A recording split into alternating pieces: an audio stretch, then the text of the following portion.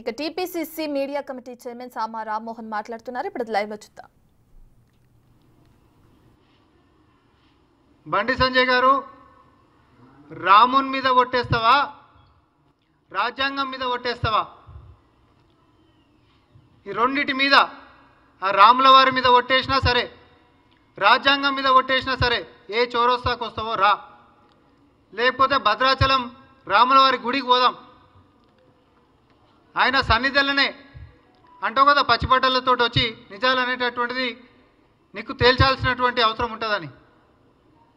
కేంద్రం కించి ఎన్ని నిధులు తెచ్చినావు, కేంద్రం కించి ఎన్ని ఇండ్లు కట్టినావు, ఏ ఇండ్లు కట్టినావు అని చెప్పి నీ పేరు పెట్టాలి. ఇవన్నీ తేటతలం మేము కూడా చేస్తాం లెక్కలతోటి. చౌరస్తాకు వచ్చినా సరే ఈడ మేము చెప్తాం, మీ కాడ ఏమైనా లెక్కలు ఉంటే పట్టుకొని వచ్చినా సరే. తెలంగాణ ప్రజలకు తెలవాల్సినటువంటి ముచ్చట ఏంటంటే 2014 నుంచి మళ్ళీ ప్రభుత్వం మారి ఇప్పటిదాకా కూడా, ఇప్పటివరకు కూడా ఏడనన్నా ఒక మారుమూల గ్రామంలో కట్టినటువంటి ఇండ్లల్లా ఒక ఇటుకే పెళ్ళకి ఒక రూపాయి గిట్ట కేంద్రం కించి చెల్తే నువ్వు ఏడుకంటే ఆడికి మేము దేనికైనా సిద్ధం. ఒక ఇటుకే పెళ్ళకి ఒక రూపాయి ఇచ్చిన ముఖం మీద కాదు. గత 10 సంవత్సరాల్లో పిఎం ఆవాస్ యోజన అనేటటువంటిది మనందరికీ కూడా తెలుసు. అయితే పిఎం ఆవాస్ యోజన కింద గృహాలను నిర్మించేటటువంటిది పథకం. ఇది బీజేపీ వచ్చినాక పిఎం ఆవాస్ యోజన చేసిరు. అంతకంటే ముందు ఇందిరా ఆవాస్ యోజన అని చెప్పి ఉంటుండే. నార్మల్గా పట్టణాలలో ఉంటున్నటువంటి దారిద్ర్యపు రేఖ కంటే కింద ఉన్నటువంటి వాళ్ళకి గృహాలు నిర్మించి ఇవ్వాలనేటటువంటి ఒక సంక్షేమం ఏదైతే ఆనాడు కాంగ్రెస్ పార్టీ తీసుకొని వచ్చిందో, అటు పట్టణాల్లో ఉంటున్నటువంటి వారికి పట్టణాభివృద్ధి శాఖ కింద ఉంటుంది. ఈ రెండు డిఫరెంట్ మంత్రులు ఉంటాయి పైన కేంద్రంలో కూడా. పిఎం ఆవాస్ యోజన అర్బన్ కింద ఒకటి ఉంటుంది, పిఎం ఆవాస్ యోజన రూరల్ కింద ఇంకోటి ఉంటుంది. పిఎం ఆవాస్ యోజన రూరల్ కింద ఆయన అన్నాడు కదా, ఏ ఊరికి పోయినా కూడా ఈరోజు మేము ఇస్తున్నటువంటి పథకాలతో నడుస్తుంది, మేము ఇస్తున్నటువంటి వాటి మీదకించే వీళ్ళు చెప్పుకుంటా మా పేరు పెట్టకుండా ఇంద్రమ్మ పేరు పెడితే ఒప్పుకోమని అంటుండు కదా. మరి ఏ ఊర్లో పిఎం ఆవాస్ యోజన గ్రామీణ అభివృద్ధి కింద నువ్వు గత 10 సంవత్సరాలలో కేంద్రం కించి ఇచ్చినటువంటిదో మీరు అధికారికంగా కాగితాలు పట్టుకొని రావాలి. ఇది కాంగ్రెస్ పార్టీ నుంచి ఓపెన్ ఛాలెంజ్ చేస్తూ ఉన్నాం. అసలు కేంద్రం కించి ఎంత వస్తాయి, రాష్ట్రం కించి ఎంత వస్తాయి, ఈ పథకం ఏం చెప్తుంది అనేటటువంటిది ప్రజలకి తెలవాల్సినటువంటి అవసరం ఉంది. ఈరోజు పిఎం ఆవాస్ యోజన రూరల్ కింద ఈ పథకం ఏమని చెప్తుంది అని అంటే 1,20,000 రూపాయలు ఇంటికి ఇస్తారండి. 1,20,000 రూపాయలు ఇంటికి ఇస్తారు. దీంట్లో కేంద్ర ప్రభుత్వం ఎంత ఇస్తుంది తెలుసా? 72,000 రూపాయలు ఇస్తుంది. మిగతా 48,000 రూపాయలు రాష్ట్ర సర్కార్ భరించాలి. పిఎం ఆవాస్ యోజన అర్బన్ కింద అంటే పట్టణాల్లో ఉంటున్నటువంటి దాని కింద 2.5 లక్షల రూపాయలు ఇస్తారు. ఈ పథకం కింద మొత్తం ఇంటికి విలువ కేంద్ర ప్రభుత్వం కట్టేది, పట్టణంలో పేదోళ్ళకి ఇచ్చేటటువంటిదేమో 2.5 లక్షల రూపాయలు. దీంట్లో కేంద్రం ఎంత ఇస్తుంది? 1,50,000 రూపాయలు ఇస్తుంది. రాష్ట్రం ఎంత భరించాలి? 1,00,000 రూపాయలు భరించాలి. అదే గ్రామాలలో అయితే పిఎం ఆవాస్ యోజన గ్రామీణాభివృద్ధి శాఖ కింద ఉంటుంది. ఇద్దరు మంత్రులు వేరు, మన ముఖ్యమంత్రి గారు మన డెలిగేషన్ ఇద్దరు కలిసిర్రు. 72,000 రూపాయలు ఇంటికి ఇచ్చేటటువంటి దాంట్లో ఈ ప్రభుత్వం ప్రజాప్రభుత్వం ఏర్పడ్డ తర్వాత ప్రతి పేదవాడికి ఇల్లు కట్టిస్తామనేటటువంటి మాట ఇచ్చినటువంటి మేము, కట్టించినటువంటి చరిత్ర ఉన్నటువంటి మాకు ఆ ఇంద్రమ్మ పేరు మీద సాక్షాత్ ప్రతి ఊర్లో ఒక మాటనే ఉంటుంది, హనుమన్ల గుడి లేని ఊరు లేదు, ఇందిరమ్మ ఇల్లు లేని వాడలేదని ఉత్తగన్నారు. ఏ ఊరికైనా పోతే ఇందిరమ్మ ఇల్లు కట్టించినటువంటిది ఒక ఊరు చూపిస్తారా ఈరోజు తెలంగాణలో? Open challenge. ఇదే 10 సంవత్సరాలలో ఏ మారుమూల ప్రాంతానికన్నా పోతే ఒక రూపాయి చెందినటువంటి ఇల్లు చూపిస్తావని బీజేపీకి నుంచి బండి సంజయ్ గారు జవాబు చెప్పాలి. టోటల్ 10 సంవత్సరాలలో నువ్వు ఊర్లలో కట్టేటటువంటిది రూరల్ డెవలప్మెంట్ కింద ఒక్క ఇంటికి అనా పైసా నువ్వు ఇవ్వలేదు. ఈరోజు వచ్చేసేసి అంటాడు ఏ పేరు పెట్టినా నరేంద్ర మోడీ గారు బొమ్మ పెట్టాలంట. దేనికి పెట్టాలండి బొమ్మ? అందులో ఇంకొకటి, మనం ఎంత ఇస్తున్నామండి? రాష్ట్ర సర్కారు నుంచి ఇందిరమ్మ ఇల్లు కట్టించేటప్పుడు 5 లక్షల రూపాయలు బీసీ బిడ్డలకి, ఎస్సీ ఎస్టీ బిడ్డలకేమో 6 లక్షల రూపాయలు మనం ఇస్తున్నాం. 6 లక్షల రూపాయలు మనం ఇస్తే ఆయన రూరల్ డెవలప్మెంట్ కింద మనం పోయి అడిగినాం. నిజం చెప్పాలంటే కాంగ్రెస్ పార్టీ బీజేపీ అంటే రెండు భద్రశత్రులు లెక్క కొట్టుకోవాలి. కానీ మీకు గుర్తుండాలి, ప్రధానమంత్రి గారు వచ్చినప్పుడు అదే వేదిక మీదకించి ప్రజల ముఖ్యమంత్రి అయినటువంటి చిత్తశుద్ధి ఉన్న నాయకుడు గౌరవనీయులు ముఖ్యమంత్రి వర్యులు రేవంత్ రెడ్డి గారు ఏమన్నారు? రాజకీయాలకు అతీతంగా భేషజాలకి పోకుండా నా తెలంగాణ ప్రజలకి మేమిచ్చినటువంటి హామీలలో నెరవేర్చడానికి పెద్దన్న పాత్ర లెక్క కేంద్రం ముందుకు రావాలి, దానికి ఎన్ని మెట్లైనా మేము దిగడానికి సిద్ధం, పేరు గురించి పాకులాడేది లేదు, రాజకీయాలు చేసేటటువంటి అంశమే కాదు sir, end of the day అందరూ తెలంగాణ ప్రజలకి సంక్షేమాలు అందించనీకే మీరైనా మేమైనా కూడా కలిసి ముందుకు నడుద్దాం, దానికి మా ప్రభుత్వం నుంచి మేము ఎన్ని మెట్లైనా దిగుతామని చెప్పి మేము చెప్పినామా లేదా? దేనికోసం అన్నామన్నా మేము? దేనికోసం చెప్పినాం? 6 లక్షల రూపాయలు మేము ఇస్తుంటే 72,000 రూపాయలు నీ పథకం అవి ఇయ్యలే ఇప్పటిదాకా, ఇవ్వండి సార్ అని చెప్పి మేము అడిగినాం. ఎందుకనంటే ఉంటున్నటువంటి ఆర్థిక పరిస్థితులలో ఎంతో కొంత కేంద్రం కించి పథకం కించి వస్తే ఇంత ఆసరు ఉంటుంది అనేటటువంటి చిత్తశుద్ధి. అది శాతం కూడా లెక్క పెడితే ఎంత అవుతుందన్నా 10 నుంచి 15% మధ్యలో అవుతుంది. మనం పెట్టేటటువంటి పైసలల్లో కేంద్రం కించి వచ్చేటటువంటి సహాయం ఒక 10 నుంచి 15% అవుతుంది మనకు మేలు చేసేది. ఆ 10 నుంచి 10% కూడా ఎందుకు వద్దనాలే, వాళ్ళకిట్ట ఇస్తే ఇంకో 10-15% మంది జనాలకి ఇంకిళ్ళు కూడా కట్టియవచ్చు కదా అనేటటువంటి ఉద్దేశం మాదన్న. మా చిత్తశుద్ధిని మీరు ఈరోజు రాజకీయాలకు వాడుకుంటా ఈ దేశం కోసం ప్రాణ త్యాగాలు చేసినటువంటి వాళ్ళని నోటికి వచ్చినట్టు మీరు వాగుకుంటా మీరు అహంకారాన్ని ప్రదర్శిస్తే అయినా ప్రజలకే వదిలిపెడుతున్నాం మేము. ఎందుకంటే రూపాయి రాష్ట్ర సర్కార్ ఖర్చు చేస్తుంటే 12 పైసలో 13 పైసలో 14 పైసలు అది ఎంత లెక్క అవుతుందో ఇచ్చేటటువంటి నువ్వు అది ఇంకా ఇయ్యలేదు, అడుగుతున్నాం మేము. ఇచ్చేదానికే నువ్వు పెట్టేటటువంటి కండిషన్ ఏంది? మా పేరే పెట్టాలి, మా పేరు పెట్టకపోతే ఎవరికి ఇల్లు కట్టించేదే లేదంటవా? ప్రజలను నేను కూడా అడుగుతా ఉన్నా, రూపాయి రాష్ట్ర సర్కారు పెడితే ఓ 13 పైసలు కేంద్ర సర్కార్ గిట్ట పెడితే దాంట్లో ఎవరి పేరు పెట్టాలండి? ఎవరి పేరు పెడతారు మీరు చెప్పండి? మేము చెప్తున్నాం మొత్తం ప్రజలకు కూడా ఇల్లు లేనటువంటి వాళ్ళందరికీ కూడా ఇల్లు కట్టిండ్రి సార్, మీ పేరే పెట్టుకోండి, మొత్తం మీ పేరే పెట్టుకోండి. ఇక్కడ మేము పేరు కోసం పాకులాడతలే, దయచేసి మీరు ఇది అర్థం చేసుకోవాలి. ముఖ్యమంత్రి గారి యొక్క ఆలోచన మాకు పేరు గురించి పాకులాడడం కాదు, పేద ప్రజలకి ఇల్లు కట్టించడమే లక్ష్యంగా ముందుకు సాగుతున్నటువంటి ప్రజా ప్రభుత్వం. 10 సంవత్సరాల నుంచి కేంద్ర సర్కారులో ఉంటున్నటువంటి బీజేపీ వాళ్ళు రాష్ట్ర సర్కారు మీద, రాష్ట్ర సర్కారులో ఉంటున్నటువంటి వాళ్ళేమో కేంద్ర సర్కారు మీద ఒకరి మీద ఒకటి బురద తలుకుర్రు, ప్రజల నోట్ల మాత్రం మనుగొట్టిరు. ఇది మనందరికీ తెలిసినటువంటిది. ఎంతమందికి ఇల్లు కట్టించిండండి? ఎవరికైనా ఇల్లు కట్టించిండ్రా? ఇల్లు కట్టించినటువంటి చరిత్ర ఉందా? దాంట్లో కేంద్రం యొక్క సహకారం గిట్ట ఏమని ఉండే? ఈరోజు మేము అంటున్నాం కాబట్టి, మేము అడుగుతున్నాం కాబట్టి, ఎంత సహకారం మీ పథకం చెప్పినా అన్నిట్లలో కూడా మీ సహాయ సహకారాలు మాకు అందించుండ్రి. తద్వారా క్షేత్రస్థాయిలో ఈరోజు మనకు అర్థమైతే లేదా, 10 సంవత్సరాలల్లా సంక్షేమాలు దూరమైనటువంటి ప్రజలు ఒక గ్రామ సభ పెడితే తండోపతండాలకు వస్తారు. దాంట్లో ఎవరైనా సంక్షేమం పాపం దరఖాస్తు విషయంలో కూడా ఒక రోజు అటు ఇటు అయితే కూడా వారి యొక్క బాధని దాన్ని ఏదో భూతద్దంలో చూపించేటటువంటిది. బరాబర్ మా సర్కారు నుంచి మేము ఒకటే చెప్తా ఉన్నాం, మీరు చేస్తున్నటువంటి అన్ని దరఖాస్తులను కూడా పరిశీలించి అర్హులందరికీ కూడా సంక్షేమాలు అందించడమే లక్ష్యంగా గౌరవ ముఖ్యమంత్రి వర్యులు ముందుకు పోతా ఉన్నాడు, యావత్ యంత్రాంగాన్ని ముందుకు నడిపిస్తూ ఉన్నారు. ఈరోజు మా క్యాబినెట్లో మా మంత్రులు మొత్తం క్షేత్రస్థాయిలో ఈరోజు ఏ రోజైనా 10 సంవత్సరాలు ఇట్లా గ్రామ సభలు పెట్టి దరఖాస్తులు తీసుకొని వారి సమస్యల పరిష్కారానికి కృషి చేసినటువంటిది ఏ రోజైనా చూసినామా? కనీసం మనం కనీసం కలిసేటటువంటి నాయకులే దిక్కు లేకుంటుండే, సచివాలయం అనేటటువంటిది ఎవరికి తెలియకపోయే, ప్రగతి భవన్ గోడలు అనేటటువంటిది ఎవరికి అందనటువంటి ఎత్తుకుండే, అట్లాంటిది వాళ్ళు నడిపించారు. వాళ్ళ మీద బురద చల్లుకుంటా, వాళ్ళు మీ మీద బురద చల్లుకుంటా, కేంద్రం నుంచి రాష్ట్రం నుంచి ఎవరు ఇవ్వకుండా మొత్తం మీద తెలంగాణ ప్రజల నోట్లో మాత్రం మనుగొట్టిరు. ఇక రెండో విషయానికి రేషన్ కార్డుల గురించి కూడా మాట్లాడదాం. రేషన్ కార్డులకి సంబంధించి ఆయన అంటాడు, ప్రతి రేషన్ కార్డులో వచ్చేటటువంటి బియ్యం కానీ పప్పులు కానీ ఉప్పులు కానీ ఇంకేమైనా ఉంటే అన్నీ కూడా కేంద్రంకించి కేంద్ర పైసలతో వస్తున్నాయంట. ఈ రాష్ట్ర విభజన జరిగిన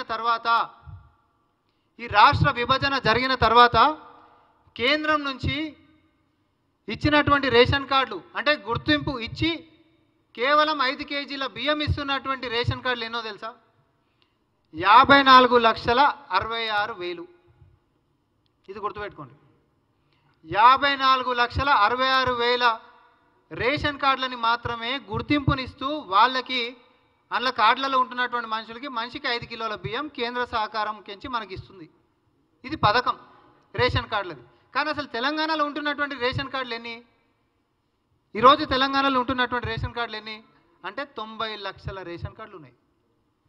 వాళ్ళు ఇస్తుంది కేవలము 54,66,000 రేషన్ కార్డులకి మాత్రమే బియ్యం మాత్రమే ఇస్తుండ్రు. మిగతా వాళ్ళే అందరికీ కూడా రాష్ట్ర సర్కారు నుంచి మన జోబులలోకించి మనం బియ్యం కొనుక్కొని మనము ప్రజలకు ఇస్తున్నాము. ఈరోజు కొత్త రేషన్ కార్డులను కూడా నిన్నటి నుంచి ఏదైతే ప్రారంభోత్సవం మనం చేసినామో, దరఖాస్తులు తీసుకుంటున్నామో, అవన్నిటికీ కూడా రాష్ట్ర సర్కార్ మా జోబులలోకించి ఆ సంక్షేమాన్ని మేము ఈ రాష్ట్ర ఖజానా నుంచి ఇస్తున్నాము. దీంట్లో కేంద్రం కాంట్రిబ్యూషన్ లేదు. మరొక ముఖ్యమైనటువంటి విషయం, 2014 కేంద్రంలో నరేంద్ర మోడీ అధికారంలోకి వచ్చిన తర్వాత దేశవ్యాప్తంగా ఒక్కటంటే ఒక్క రేషన్ కార్డు కూడా పేద ప్రజలకు ఇచ్చిన దాఖలాలు లేవు. ఈరోజు వచ్చి సంక్షేమాన్ని మధ్యలో కోవిడ్ అయిపోయిన తర్వాత దాన్ని కూడా ఉడాయిద్దామని చూసారు. దేశవ్యాప్తంగా కూడా నిరసనలు వచ్చేటట్టున్నాయని చెప్పి వాళ్ళ మిత్రపక్షాలు కూడా వచ్చి వాపోతే దాన్ని మళ్ళీ ఒక 5 సంవత్సరాలకి కంటిన్యూ చేశారు. ఏది ఇచ్చే 5 కిలోల బియ్యం కూడా ఎందుకు ఇవ్వాలి? వాళ్ళ విధానాలు ఏంటిది? బీజేపీ యొక్క విధానాలు ఏంది? ఆకలైతున్నటువంటి పేదోనికి అన్నం పెట్టినటువంటి చరిత్ర ఉందా మీకు? మీరు ఏదైనా కొత్త పథకం తీసుకొని వచ్చి మీరు కార్పొరేట్ల కడుపులు నింపుతారు. సుమారు 35 లక్షల కోట్ల రూపాయల రుణాలని మాఫీ చేసిండ్రు. వాళ్ళకి రైతులకి 2 లక్షల రూపాయలు మాఫీ చేసారు దేశవ్యాప్తంగా? చేయలే. అదే రాష్ట్రంలో మొత్తం 90 లక్షల రేషన్ కార్డులు ఉంటే వాళ్ళు ఇచ్చేది 54,66,000 రేషన్ కార్డులకు మాత్రమే వాళ్ళు ఇస్తే, మిగతా పైన ఉన్నటువంటి అన్నిటినీ కూడా రాష్ట్ర సర్కారే మనం ఖర్చుతోటి ఇస్తున్నాం. ఇప్పుడు కొత్తగా ఇచ్చేటటువంటి రేషన్ కార్డులు కూడా మనం మన పైసలతోటి, ఎందుకంటే మాట ఇచ్చినాం కాంగ్రెస్ పార్టీకి నుంచి, మేము మాట ఇచ్చినాం బరాబర్ రేషన్ కార్డులు ఇద్దాం. 10 ఏళ్ళ సంది కుటుంబాలు పెరుగుతాయి. ఒకటే రేషన్ కార్డు మీద కూడా కుటుంబం పెరుగుతుంది. కుటుంబం పెరిగితే రేపు పొద్దున వాళ్ళకి ఆర్థికంగా ఇంకా కూడా వెనుకబడి ఉంటున్నటువంటి వాళ్ళకి పేర్లు జత చేయాలని అవుతుంది. దాంట్లో పాత ఉంటున్నటువంటి రేషన్ కార్డులలో అసలు రేషన్ కార్డే నోచుకున్నటువంటి వాటికి జనాభా ప్రాతిపదికన సర్వే చేసే ప్రతి 10 సంవత్సరాలకు చేయాలి. అది కేంద్ర సర్కార్ ఎప్పుడు కూడా చేయలే. ఎందుకంటే తప్పించుకోనీకే మళ్ళీ పేదరికం అనేది కనిపిస్తే మళ్ళీ కార్డులు ఇవ్వాల్సి వస్తుంది. అది ప్రభుత్వం మీద ఖజానా మీద భారం పడుతుంది. ఈ పేదోళ్ళకి ఇస్తే మనకేం మిగులుతుంది? ఆ కార్పొరేట్ వానికి ఏదో లక్షల రూపాయలు ఇస్తే బీజేపీ వాడు మనకి ఏదో మరి ఎలక్టోరల్ బాండ్స్లలోనో ఇంకో రకంగానో మన పార్టీని కాపాడేటటువంటి పని చేస్తారు అనేటటువంటి పన్నాగంలో బీజేపీ పోతా ఉంది. మీరు చెప్పు. ఇప్పుడు నేను తెలంగాణ ప్రజలను అడుగుతా ఉన్నా, మనం ఇస్తున్నటువంటి రేషన్ కార్డులకి మన రాష్ట్ర ప్రభుత్వము, ముఖ్యమంత్రి రేవంత్ రెడ్డి గారు, అదేవిధంగా యావత్ క్యాబినెట్ కూడా మనం ఖర్చు చేసుకుంటా ప్రజలకు ఇచ్చేటటువంటి దానికి నరేంద్ర మోడీ పేరు పెడతామా? నేను మీకే వదిలిపెడతాం, మీ మనసాక్షికి వదిలిపెడతాం. రూపాయి సహాయం చేయనటువంటి కేంద్ర ప్రభుత్వము మన మీద పెత్తనం చెలాయించనీకే. నిజం చెప్పాలనంటే 8 మంది బీజేపీ ఎంపీలు ఈరోజు తెలంగాణకి బలమవుతారు. రేపొద్దున మనకు రావాల్సినటువంటి వాటాలైనా హక్కులైనా లేకపోతే ఆర్థికపరమైనటువంటి మేలు ఏదైనా జరుగుతుంది, తెలంగాణకు బలమవుతారని చెప్పి పార్లమెంటుకు పంపిస్తే ఈరోజు గుజరాత్ గులాంలై ఈరోజు తెలంగాణ ప్రజలనే బెదిరించేటటువంటి స్థాయికి వచ్చిండ్రు. బొమ్మ పెట్టకపోతే సంక్షేమాలు ఇచ్చేది లేదు. ఎట్లా ఇస్తారో చూస్తాం. నువ్వు ఇచ్చింది లేదు, సచ్చింది లేదు. మీరు వచ్చినప్పటి నుంచి ఒక్క రేషన్ కార్డు దేశవ్యాప్తంగా పెంచింది లేదు. ఒక్క రైతుకు 1 లక్ష రూపాయలు కేంద్ర సర్కారు నుంచి మాఫీ చేసినటువంటి చరిత్ర నీకు లేదు. ఇక నీ చిట్టా చెప్పుకుంటూ పోతే మా మేనిఫెస్టోలు చదువుకుంటూ పోతే మీ మేనిఫెస్టోలు చదివితే ఇంకా గంట అయినా కూడా సరిపోదు. 2019 మేనిఫెస్టోలోనే పేజ్ నెంబర్ 13 ఏమని పెట్టిండు? 60 సంవత్సరాలు దాటినటువంటి రైతులందరికీ పెన్షన్లు ఇస్తామన్నాడు. ఆ ఊసవడన మాట్లాడితే దాని గురించి మాట్లాడనికనే లేదు. మన పేజ్ నెంబర్ 12 మన మేనిఫెస్టోలో 2024 మేనిఫెస్టోలో ఏమని పెట్టిండు? దేశవ్యాప్తంగా ఉచిత విద్యుత్ ఇస్తామని చెప్పిండు. కేంద్రంలో ఇచ్చిండా? కనీస మద్దతు ధర 2014లో చెప్పిర్రు, రాసిచ్చిండ్రు. కనీస మద్దతు ధరకి చట్టబద్ధత చేస్తామని చెప్పి అని అన్నారు. చేసిర్రా? ఇవన్నీ పక్కకేంటి? నేను ఖాళీ తెలంగాణ గురించి నేను మాట్లాడతా.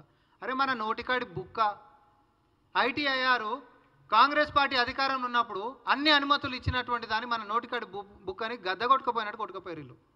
ఈరోజు దాని గురించి కొట్లాడు బండి సంజయ్ గారు.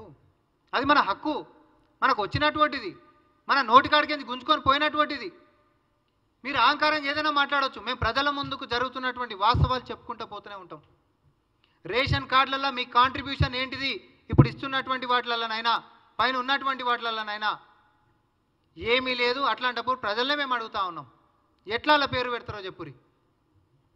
ఇంద్రమ్మ ఇండ్లలో కూడా నువ్వు ఇప్పటివరకు గ్రామాలలో ఇచ్చినటువంటి దాఖలాలే లేవు. అడుగుతూనే పేరు పెట్టాలా లేకపోతే ఇయ్యని అంటున్నావు. అది కూడా ప్రజలకే చెప్తాం. మొండిగా చెప్పాలని అంటే ఎవడన్నా ఒక 501 రూపాయి చందా ఇచ్చి మండపానికి నా పేరే పెట్టాలని అంటే అది కరెక్టేనా? నార్మల్గా మనం ఏదైనా గిట్ట వినాయకుని పెట్టినా ఏదైనా పెడితే ఎవరైనా విగ్రహాన్ని ఇచ్చారంటే విగ్రహదాత అని చెప్పి పెడతాం. కానీ బీజేపీ పరిస్థితి ఎట్లుంది అని అంటే ఒక 501 చందా రాసిచ్చి ఊరికి పెద్దగా అని చెప్పి నీ కాడికి వస్తే ఒక 501 చందా రాసిచ్చి మండపానికి నా పేరే పెట్టాలన్నట్టు ఉంది. అది ఇచ్చిన చరిత్రలో లేదు కదా వాళ్ళకి. 10 సంవత్సరాల చరిత్ర చెప్తున్నా కదా ప్రతాపన్న. 2014 నుంచి ఇప్పటిదాకా దేశవ్యాప్తంగా కేంద్ర సర్కార్ నుంచి ఒక రేషన్ కార్డు ఇవ్వలే ఆన్ రికార్డ్. రమ్మను నేను అంటున్నా కదా, రాములవారి మీద ప్రమాణం చేయమని ఇచ్చినామని చెప్పి, లేకపోతే రాజ్యాంగం మీద చేయమనండి.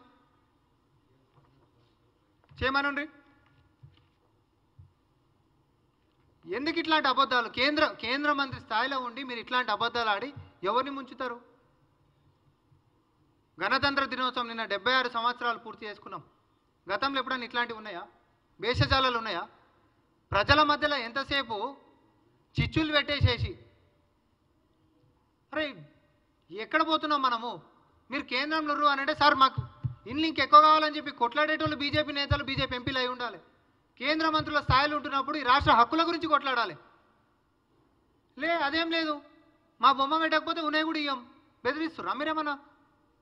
మీ బొమ్మ పెట్టకపోతే మీరు ఇయ్యనిస్తారా ఇయ్యనియరా? ఈ బెదిరింపులను చూసి ప్రజలు మీ బొమ్మని ఉంచుతారా ఉంచరా? అది ప్రజలకే వదిలిపెడుతున్నాం మేము. దయచేసి బూటకపు ప్రచారాలు బంద్ చేసి పని మీద పడి పనికొచ్చేటటువంటి పనులు బీజేపీ ఎంపీలైనా కేంద్ర మంత్రులు ఇద్దరైనా రాష్ట్ర ప్రయోజనాల గురించి పోతున్నటువంటి అంశాలని దృష్టిలో పెట్టుకొని పనికిరానటువంటి విమర్శలని పక్కన పెట్టి ఈ రాష్ట్ర ప్రజల హితం కోసం రాష్ట్ర ప్రజలకి మనం మాట ఇచ్చినాం. మన ప్రజలు బాగుపడతారు. ఇండ్లు వస్తే మన ప్రజలకు వస్తాయి, రేషన్ కార్డులు వస్తే మన ప్రజలకు వస్తాయి, ఇంకే సంక్షేమాలు వచ్చినా మన ప్రజలకు వస్తాయి. పోటీ మీద బీజేపీ చేయండి, కానీ బురద రాజకీయాలు చేయకుండా అని చెప్పి విజ్ఞప్తి చేస్తూ ఉన్నాం.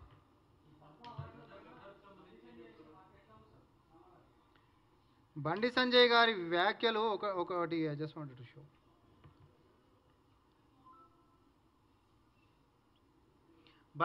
గద్దర్ గారు మరణించిన తర్వాత ఆయన యొక్క పనిని గుర్తిస్తూ, ఇది జూమ్ చేయండి అన్న, అప్పుడు ప్రధానమంత్రి నరేంద్ర మోడీ గారు వాళ్ళ కుటుంబ సభ్యులకి రాసినటువంటి లేఖ. ఆయన ఏమని పొగిడిండు? సబ్బండ వర్గాల గొంతుకై వినిపించి వివక్షలో ఉంటున్నటువంటి సమాజాన్ని వివక్ష రహితంగా ముందుకు తీసుకొని పోయేటటువంటి ప్రయత్నం చేసినటువంటి ఆ యొక్క మహానుభావుడు లెక్క పొగుడుతూ ప్రధానమంత్రి గారు మరి లేఖ రాస్తే బండి సంజయ్ గారు ఆయన ప్రధానమంత్రి గారు ఇట్లా నిలబడి మాట్లాడితే ఇట్లా నిలబడి మాట్లాడుతున్నాడు.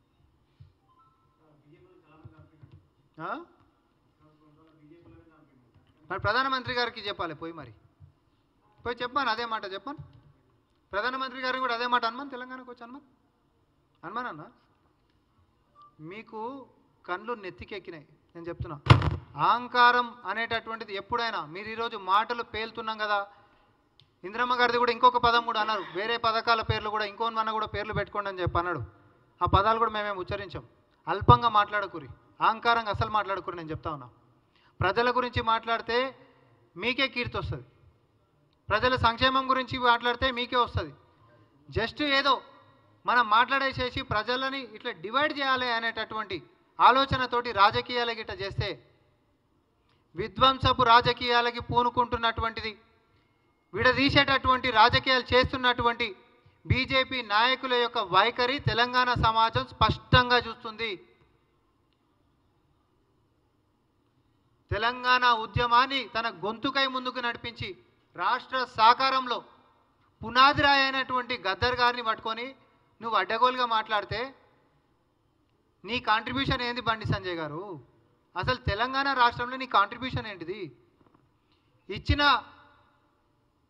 పార్టీగా మేము కొట్లాడుకున్నట్టుగా సబ్బండ వర్గాలు అట్లా ముందు నడిపించినటువంటిగా తెలంగాణ అమరవీరులు అయిపోయినటువంటి వాళ్ళందరూ ఉద్యమకారులు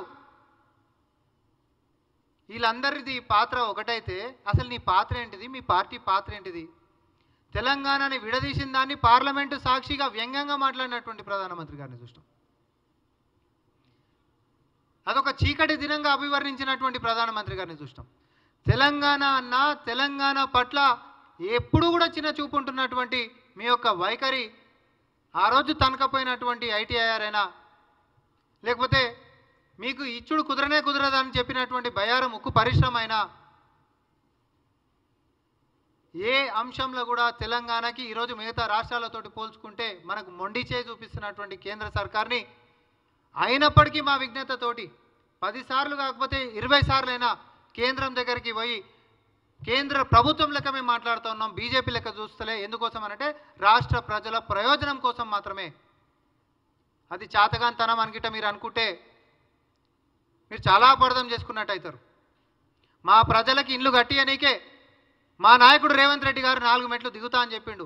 మా నాయకులు మొత్తం 4 మెట్లు కిందికి దిగిండ్రు, కేంద్రాన్ని అడుగుతుండ్రు. కానీ మీరేదో కేంద్రం దగ్గరికి వచ్చిండ్రు కదా అంటే మీ కాళ్ళకాడకు వచ్చినట్టు గిట్ట మీరు ఏదో ఫీల్ అయిపోతే మాత్రం తెలంగాణ సమాజానికి రెండొచ్చు. విజ్ఞతతో మర్యాదతో మాకు కావాల్సినటువంటి దాన్ని విజ్ఞప్తి చేసుకోవడం కూడా మాకొచ్చు. చెప్తే వినకపోతే ఎట్లా సాధించుకోవాలని కూడా మాకొచ్చు. అందుకనే మళ్ళీ కూడా చెప్తా ఉన్నాం, మీ బొమ్మ వేసేది వేయంది నేను ఉన్న వాస్తవం చెప్పిన. రూపాయల 10 పైసల కాంట్రిబ్యూషన్ కూడా చేయనటువంటి నీ బొమ్మ వేయాలన్నా వద్దా తెలంగాణ ప్రజలు డిసైడ్ చేస్తారు.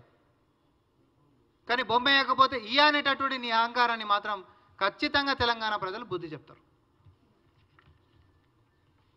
ధన్యవాదాలు.